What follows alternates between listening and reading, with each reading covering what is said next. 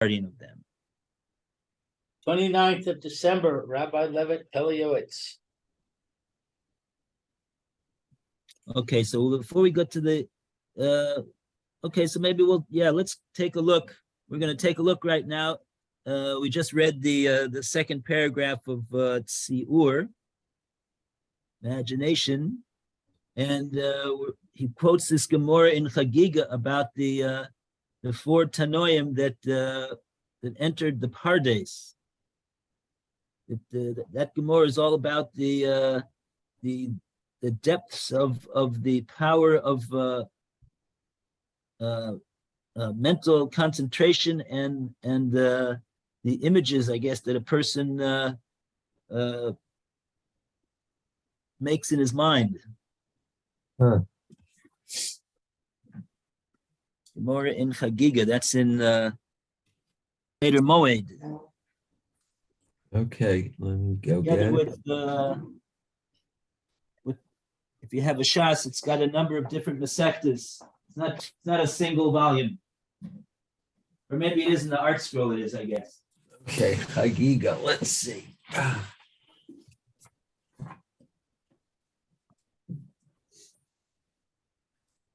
Ooh.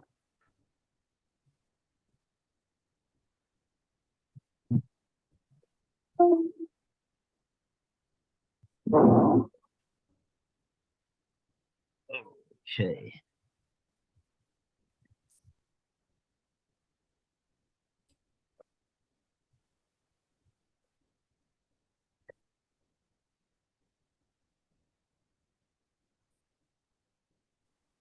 Okay, where does it say that it is? 14b? 14b is full of Okay. Here we have Beitza, Tanis, Megillah, Moed Katan, and Chagiga, the last Masechta. 5 Masechtas in 1 volume. here it is. 14b, okay. Tanya Rabbanim, Arba'a Nichoso. It's down, it looks like it's down towards the middle or the end. Yes, near the end, to that couple of paragraphs, 3 or 4 paragraphs. So let's see. I haven't got the layout that you've got. Okay, Sarta Tana Rabbanin. Let me just see if I can find it. Oh, it's towards the bottom of the Amud. It's 1, 2, 3, 4, 5, 6, 7, 8. 8 lines from the bottom of the Amud. Tana Rabbanan. Arba Nikdasu Lepardes. Bipardes. Hold it.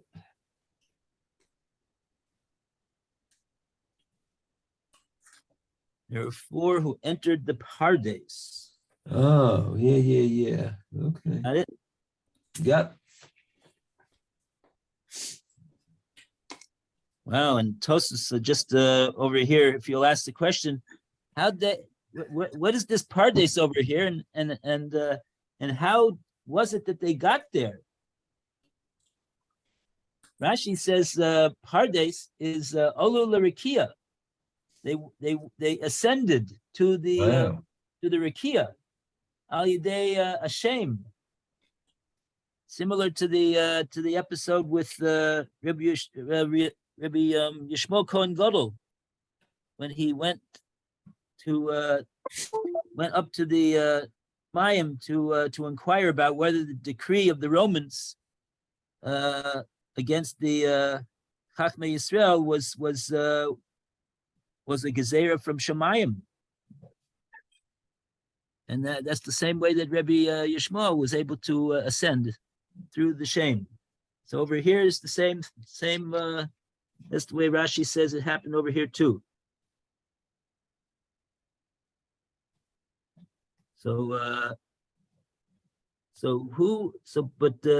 Yeah, okay. And this is in the time of the who was the 4? The Gemara says, Eluhen ben Azai. He was actually the son-in-law of Rebbe Akiva. Married Rebbe Akiva's daughter, Ben Zoma. Everybody knows Ben Zoma. He's the one in Pirkei Avos who's famous for the statement, Ezu Asher, who's the person who's rich? Asomech bechelko. He's the one who's happy with his portion. Okay. Acher, we don't call him by his name, Elisha ben Avuya, because he didn't come to a good end. And this is one of the things that happened to him by going into the Pardes over here. And Rebbe Akiva. So it's quite an exclusive group over here. Anything else Rashi says? No, not yet. Not yet. Okay. So what's the Gemara say after that? Lost my place over here. 8 lines up, I said, right? Oh, here we are. Amar lehem Rebbe Akiva. Rebbe Akiva said to them, K'she'atem magin etzel avnei shaish tohor al tamru mayim mishum shenemar dover shkorim lo yikon neged einai. Rebbe Akiva gave them all an eitzah when you went on your way, on your ascent upwards, when you arrive by the Avnei Shaish Tahor, Al Tamru Mayim Mayim. Don't say Mayim Mayim. Okay, not sure why you would say Mayim Mayim or what it has to do with the Avnei Shaish. Here it is because it appears like water, but it isn't. It's marble. The one who speaks sheker will not be able to reside before me, says Hashem. Right. So what happened to these 4? Ben Azai, Hetzitz, Umeis.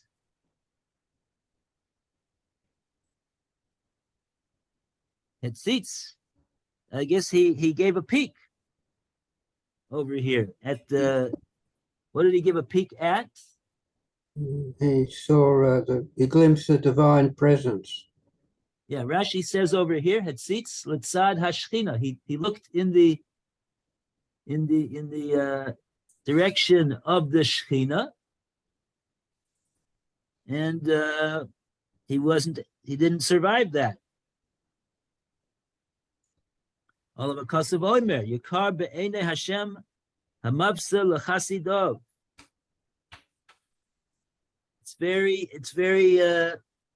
Yikar. It's an expensive loss in the eyes of Hashem, the death of his devout ones. But that's supposed to look at the Shechina. Okay. So okay, anyway. Then what happened? Ben Zoma Hetzitz, V'nifga. Ben Zoma took a peek at the Shechina and he was nifga, from the language of pigua. There's a pigua that happened to him. Olav akasav oimer, dvash mitzata achol dayecha pen tizdanu v'hakasoi. Dvash, honey is you found honey. Achol dayecha, eat a limited amount. Pen tizdanu, because lest you become satiated and throw it up. Can't have too much. Ater kitzeitz benetios. He cut off the saplings. What is that referring to? It says here that Aher chopped down the shoots of the saplings. In other words, he became a heretic. And with regards to Ben Sommer, he was harmed, which means he lost his mind. Okay.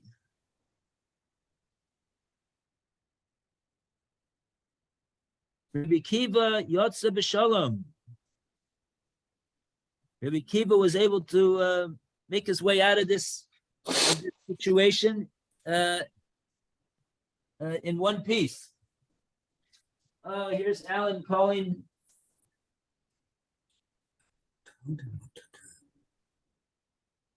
Yes, Alan. Good morning.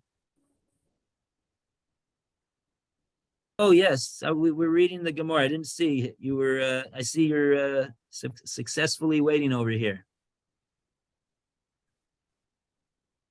Yeah, we have Gemara and Chagiga Yudalit. Okay, so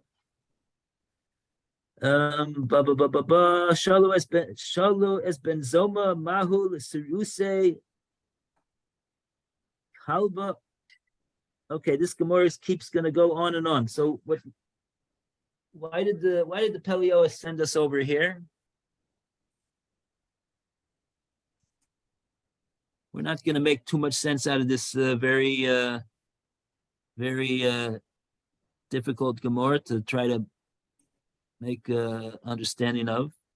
Maybe it says here that those who engage in the wisdom of the Kabbalah see the tremendous power of the imagination and thought and extent of their effect. And then it says, get out and learn from the four who entered into the spiritual orchard, in what we've just read, which was completely through deep meditation and imagination. So apparently their imagination conjured the spiritual orchard and made it real. Well, real for them.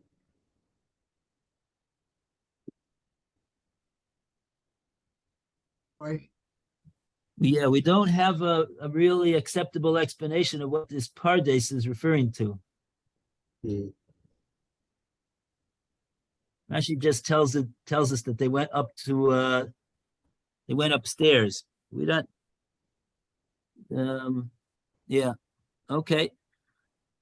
So wherever it is and whatever it is, so the Peliotes is telling us that it's involved koach of machshava and tziur. So that's how the Peliotes describes what was going on over here, that they were niknasu lepardes. Yeah. By the way, pardes is really a notricon. It's a mnemonic.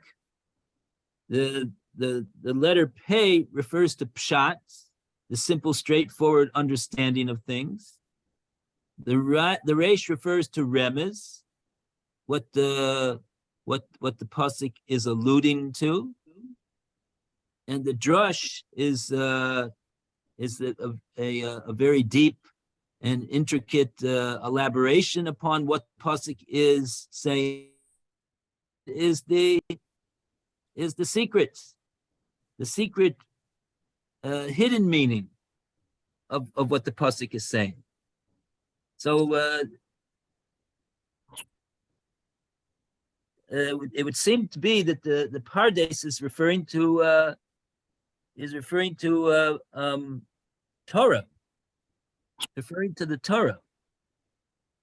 They were niknasu pardes, but more than that, I don't know.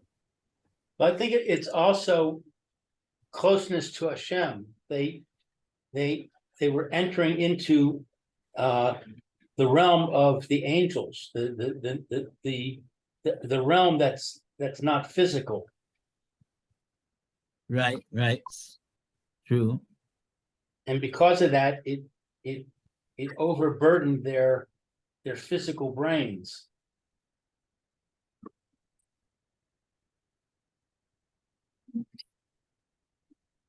And maybe that's why the Pele Yoetz is discussing it under imagination.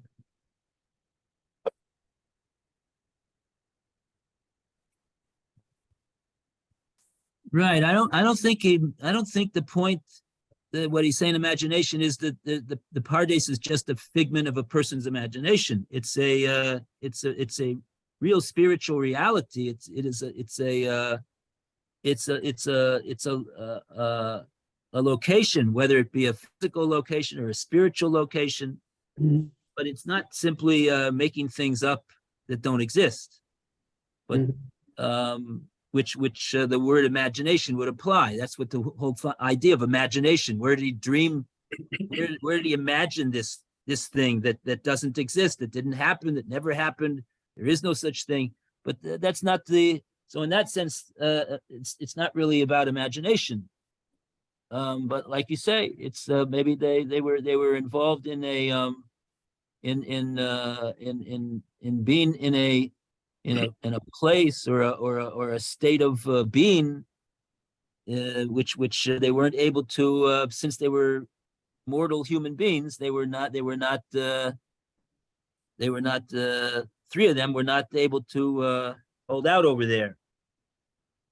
So that Rashi says when they looked at the Shekhinah, that was too much for them.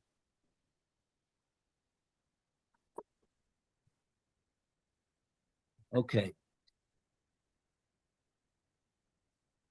So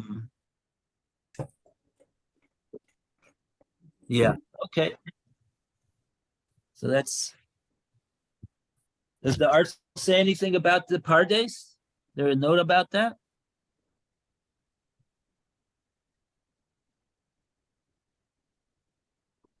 Nope. Okay. What page are we on? We're in the Pele Yoetz. We're in Oh, imagination on page 246, but the Pele Yoetz referred us to a Gemara in Chagiga 14b. So we were looking in that Gemara over here. All right. Okay, so that will do. That'll be our conclusion of Tzir, imagination, and a round of applause for page 245. Yay. And imagination. Tzir. Now we'll go weiter. Let's see what we have now.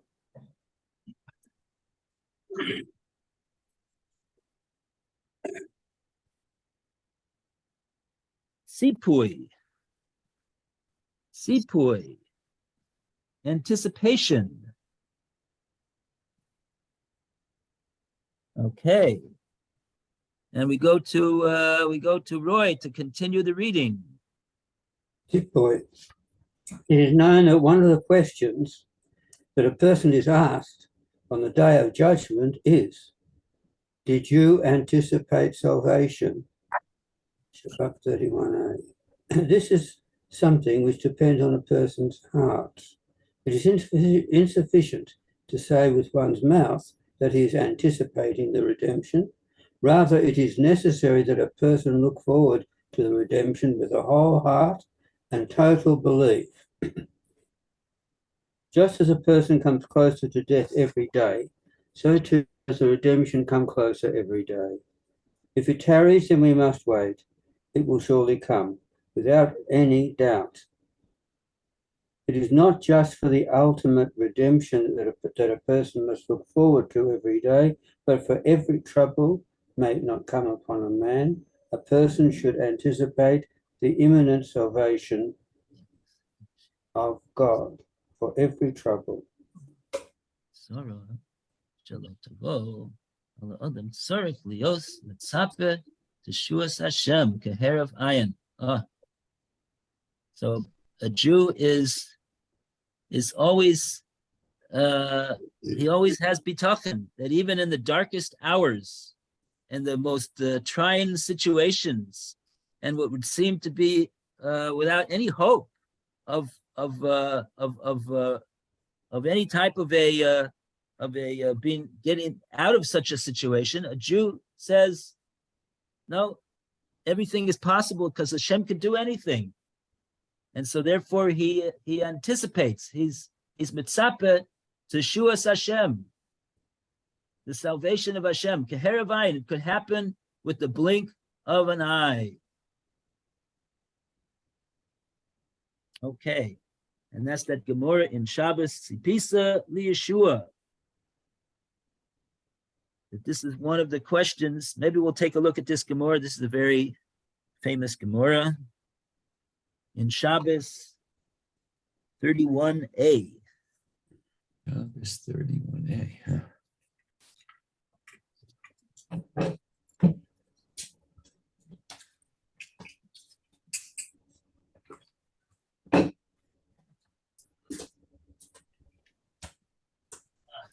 Okay.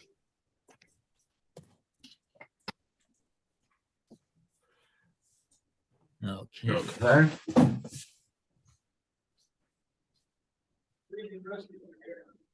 31. Hey. Let's see, where is this Gemara here?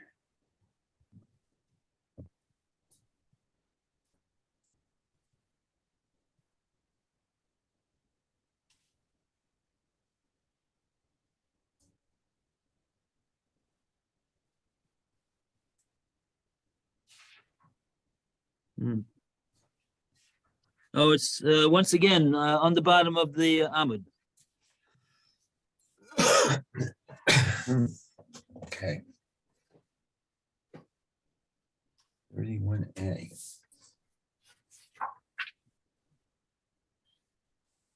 Right. It's 1, 2, 3, 4, 5 lines from the bottom of the Amud on Lamed Aleph, Amud Aleph, 31a.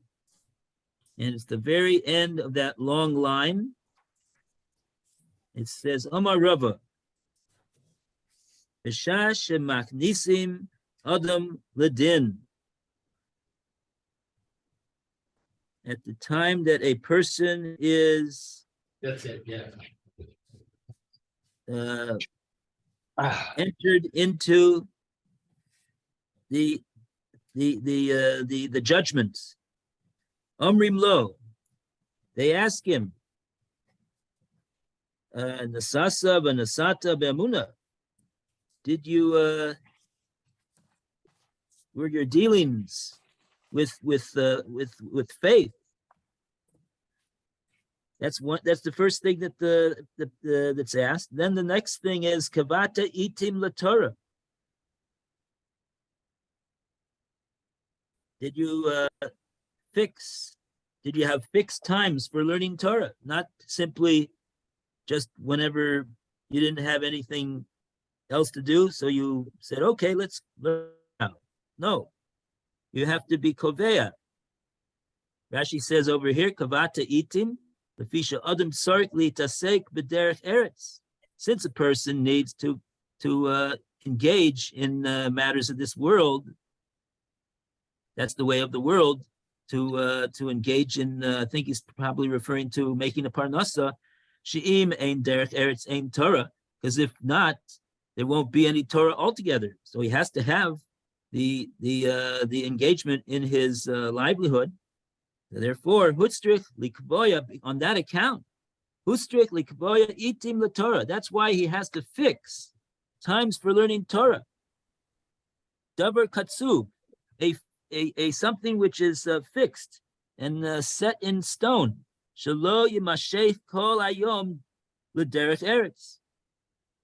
Why? So in order to avoid being dragged into being occupied with his occupation and his is making a parnasa for the whole time. There has to be a seder of limud both in the morning and in the evening hours. About to itim lator. That's why it says itim. Itim means not one time during the day, but 2 times during the day. 1 time during the day hours, 1 time during the night. Okay, so that's the second question it's asked. Asakta b'piravirvia. Did you get married and you engaged in puravu? And then it says sipisa li Yeshua. Did you anticipate the Yeshua? And Rashi says over here, L'divrei hanavim, according to the words of the Navim. Because the Navim, Yeshaya, and the other prophets as well, spoke about the redemption, spoke about the Geula. Okay, so that's what it says over here.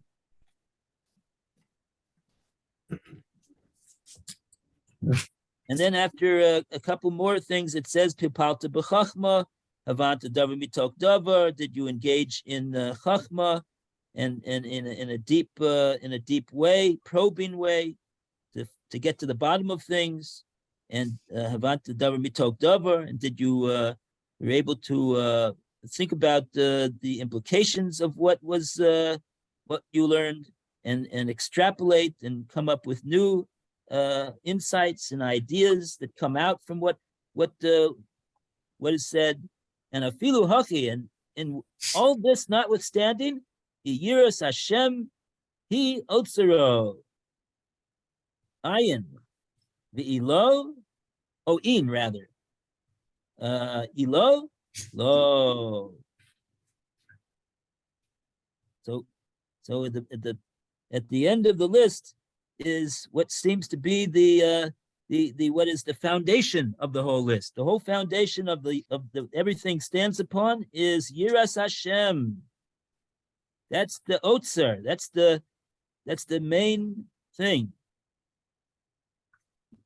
Otzer is the storehouse, and all the other things are just ways to get to the storehouse. That's the mashal that he's going to say over here. We're not going to get into that. Anyway, so that's the Gemara over here.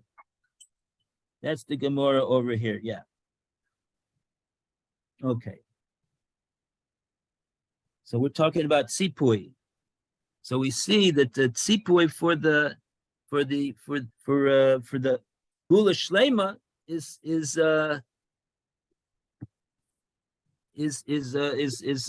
one of the things that is a major part of what a person needs to inculcate within himself. Okay, fine. And now we go to the next paragraph. It's already been said. It's already been written, rather. It has already been written. And we go to Lou to continue, please. It has already been written in the name of the Arizal.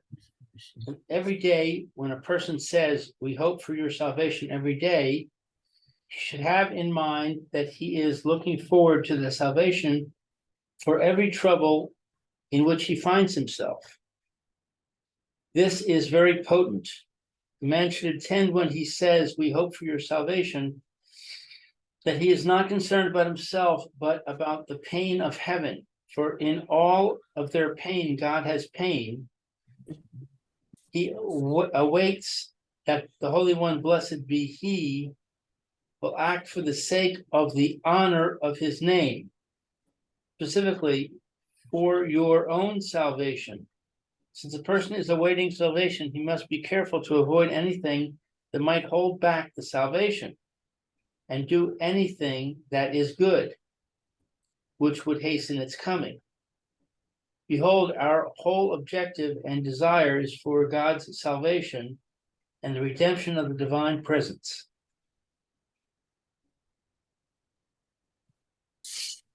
Okay.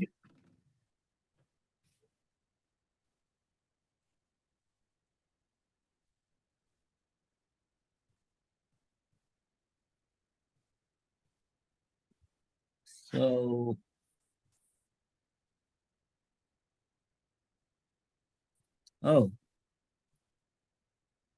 where do we say Lishuaska Kivinu Kol Hayom?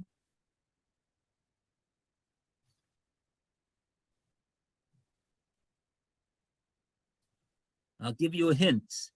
We say this 3 times a day.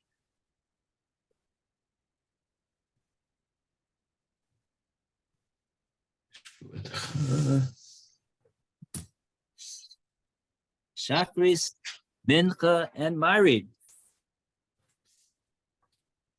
I guess in the davening. Yes. Correct. Excellent. Well done. So let's take a look over here at what it says in this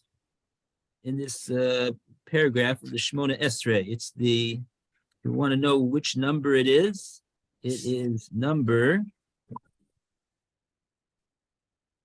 15. Es Tzemach David Abdecha. The sprouting of David, your servant, Mehera Tatzmiach, should speedily flourish.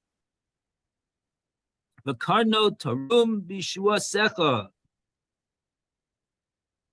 And his power should be raised with your deliverance, Hashem. And then we say, Ki lishuascha hivinu kol hayom.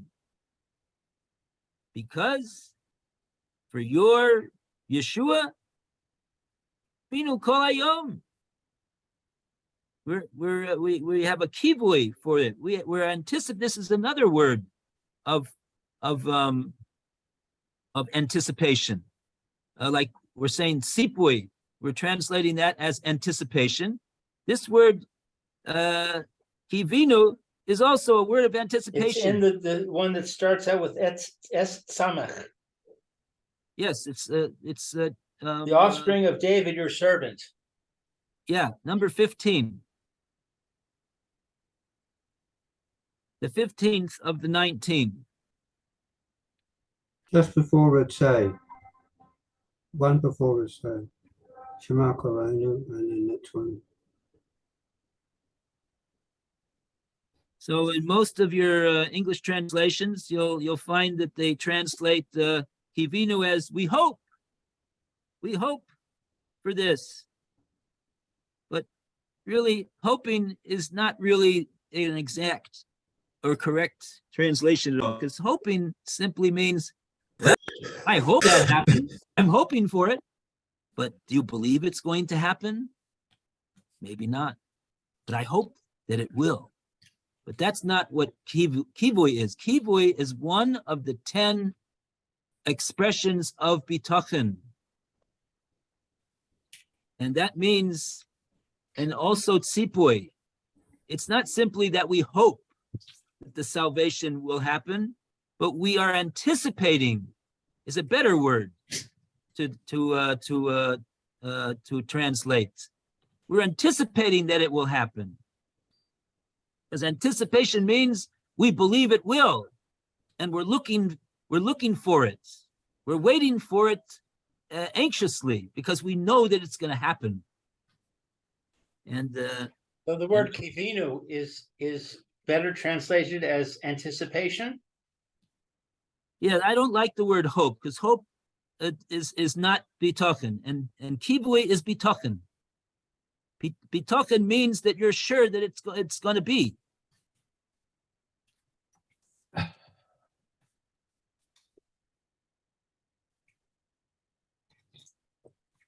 And I have here on the side of my siddur that Rev Barkley, the author of the guidelines, which some of you have some of his svorim, Rev Barkley here in Neve Yaakov, one of his shirim, he explained that what this paragraph is saying over here in the Shemona Esrei is why will Hashem bring Mashiach? Because that's what we're talking about. We're talking about Esemach David, Abdecha, your servant David.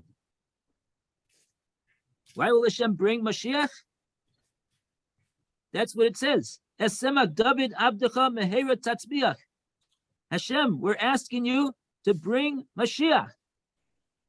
And if you'll say, well, what's the deal?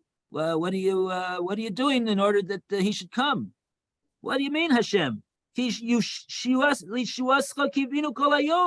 We're anticipating and anxiously awaiting his arrival all day. That's the schus for Mashiach to come. That we're waiting anxiously and anticipating with confidence that he will definitely come. If we're engaged in this activity of tzipisa liyeshua, that is itself what's going to bring Mashiach. That's because that's such a tremendous schus to have this bitochen and emunah in the coming of Mashiach, and not simply to believe that it's going to happen, but to anxiously look forward to it and anticipate it, that it will happen. And Rev Shimon Schwab Zatzal, said that every day that he doesn't come, and we nevertheless continue to wait for him, and we're not fazed by the fact that he didn't come, but we nevertheless continue to fortify ourselves in our bitochen that he definitely will come. Our mitzvah becomes greater and greater and greater. In other words, what comes out is that we, at the end of time over here, before Mashiach comes, we have the greatest mitzvah of anticipating the coming of Mashiach than all of the other generations. Why? Because there's such a long time that he didn't come, and nevertheless, we haven't been shaken or fazed or weakened in our resolve to anxiously wait for him. That's obviously a bigger mitzvah than it was for the people of the earlier generations, because they didn't see how long it was that he didn't come, as we did. So that's Kili Shuascha Kibisi Kolayom. That's what brings him.